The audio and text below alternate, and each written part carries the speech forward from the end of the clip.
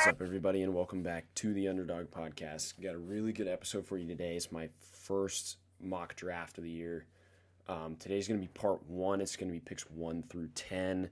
Tomorrow we will have 11 through 20, and then on Wednesday we will have 21 through 32. So I'm really excited to get into this. Got some polarizing picks. It's an interesting mock draft. It's not a predictive mock draft. It's not what I think is going to happen. It is what I would do in this scenario if I was each team. So I wanted to clear that up because a lot of people are going to be like, you predict this player going here and that's stupid or whatever. It's what I would do in this situation. So starting it off with the Jacksonville Jaguars at pick 1, I think there's more than one option. You obviously have the two edge rushers in Hutchinson and Kayvon Thibodeau. But I also think you could go tackle with Evan Neal or Ikem Ekwonu. I think they're both very, very good prospects. Ikem Ekwonu, I think, is the best run-blocking tackle in this class, and Evan Neal is one of the most NFL-ready prospects in my mind. But in my opinion, I think you got to go with the best, or one of the best prospects in this draft in Aiden Hutchinson. I think he's just very pro-ready. He's got a bunch of moves, bunch of counter moves, and is really good against the run too. And I think pairing him with Josh Allen is going to help this defense out. I think this defense really struggled in 2021, and I think that they really need another guy next to Josh Allen, as Josh Allen did not have a great year last year. They didn't really have a pass rusher too. K'Lavon Chaisson has been a massive bust from 2020. So I think you pair Aiden Hutchinson with Josh Allen, and you have a really great young duo to build around. I can see the argument for going tackle in this scenario, and a lot of times I've picked Evan Neal myself. But I think that with drafting Walker Little in round 2 last year, I really do believe in his upside. I think he had the potential to go in the first round had he not opted out and dealt with a lot of injuries. So I think with a young tackle duo in Walker Little, Juwan Taylor, you can look for upside. Juwan Taylor hasn't been great, but he was, he has the talent to be good. It was a surprise when he did not go in the first round in 20, what was he drafted, 19 or 20? So I think that there is a potential for that duo to,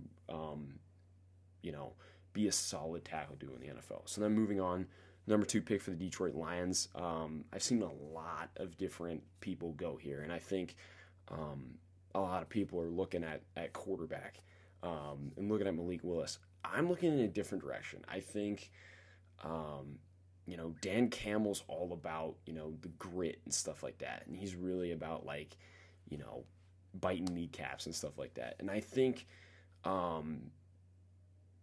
the Lions need a lot of pieces, and I think one that really struggled last year was their pass rush, especially with Romeo Okwara tearing his Achilles and Trey Flowers really not being that guy that he was in New England. I have them going Kayvon Thibodeau, who I think has the potential to be the best player in this prospect.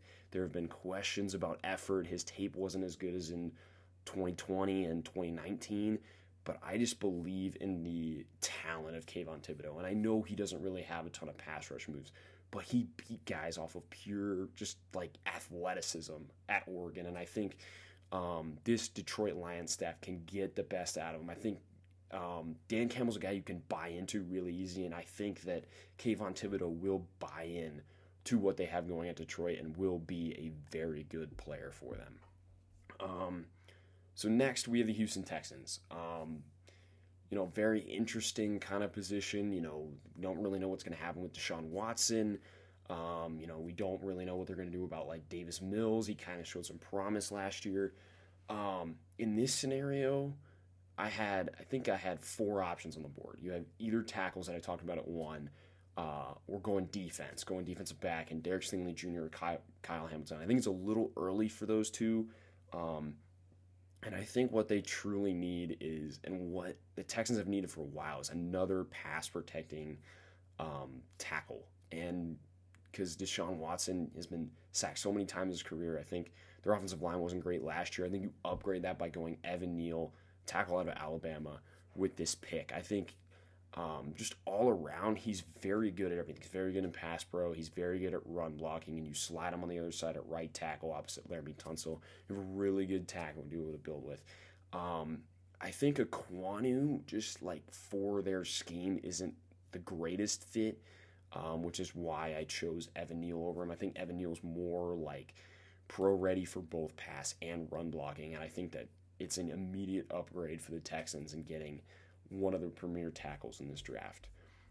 So then we have the number 4 overall pick for the New York Jets, and this one I really struggled. I think they have a bunch of needs, but ultimately I thought defense was a bigger need, especially in the secondary. I mean, they were starting undrafted and 6th-round guys last year, and I really think that they need to upgrade that position. So to me, it came down to corner, and it came down to Derek Stingley versus Ahmad Gardner. And I think if we're talking like based off 2019 tape, I think you go Derek Stingley Jr. in a heartbeat. I mean, he was the best player in the country at his position as a freshman. It was the best freshman season we've ever seen out of a defensive back. But now I think, Sauce Gardner has really come on of late. He's a long, lengthy press corner. He's very physical, and he's not going to give up a lot of yards. But in this scenario, I went with Derek Stingley Jr. just based off the talent.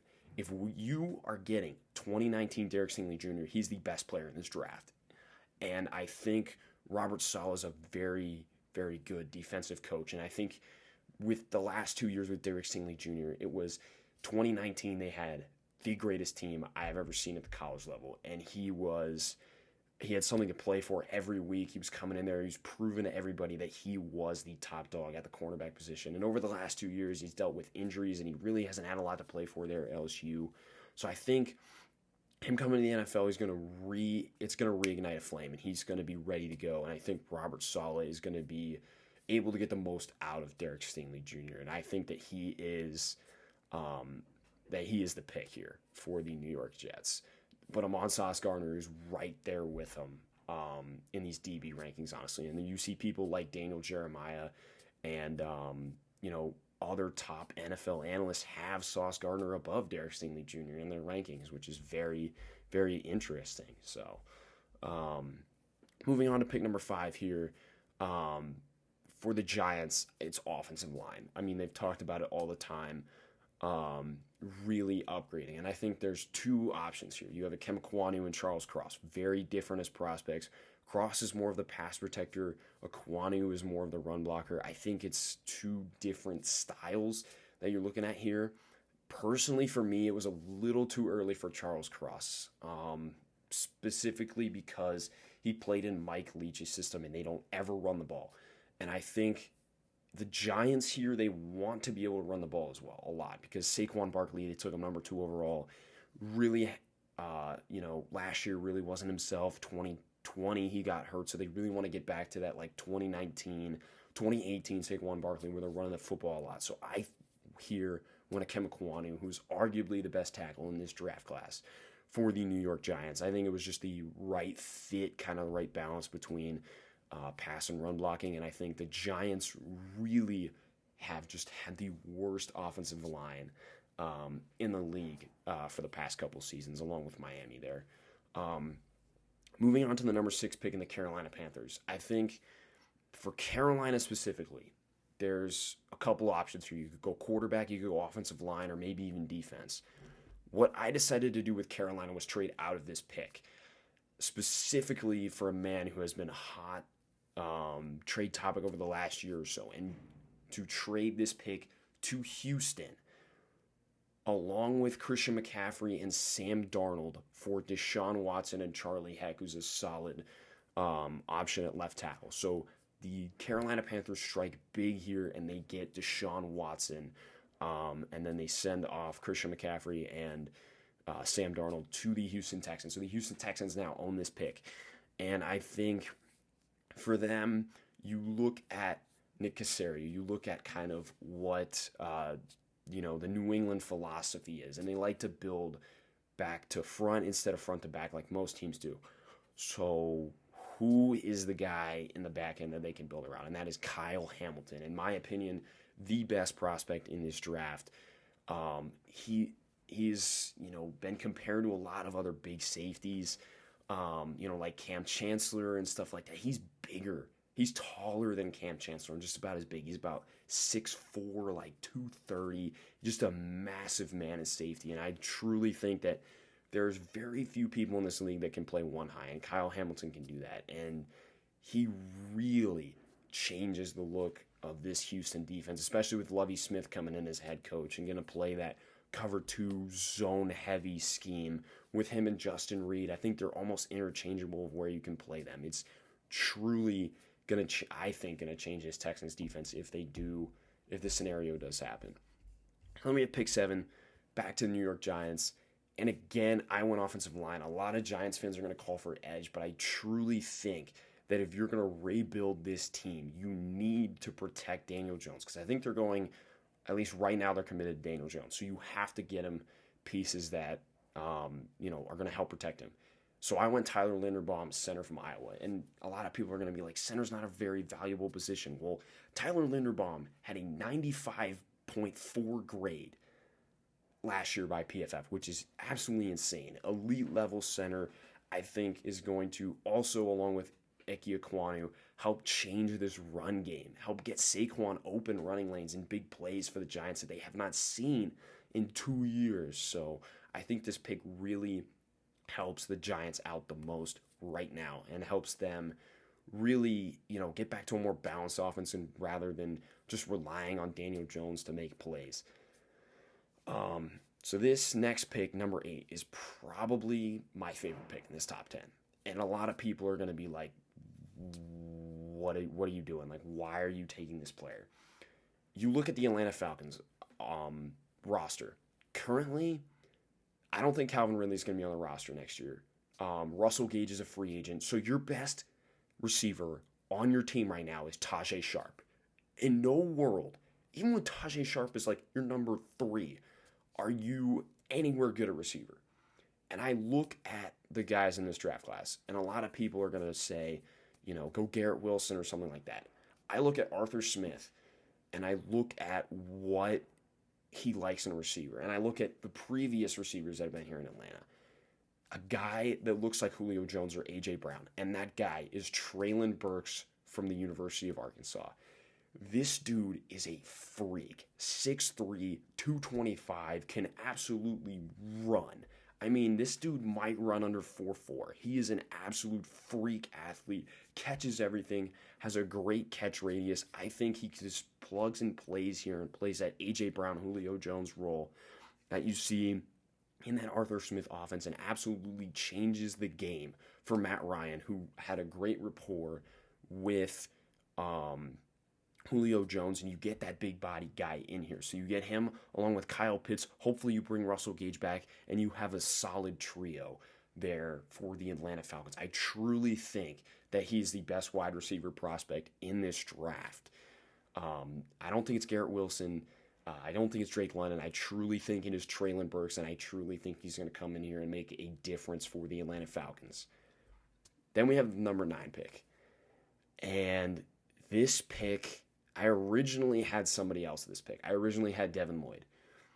But I rethought about it. And I think if you're the Denver Broncos, I don't think they're going to get Aaron Rodgers personally. I think Aaron Rodgers is staying put based on the fact that Green Bay is committed to him.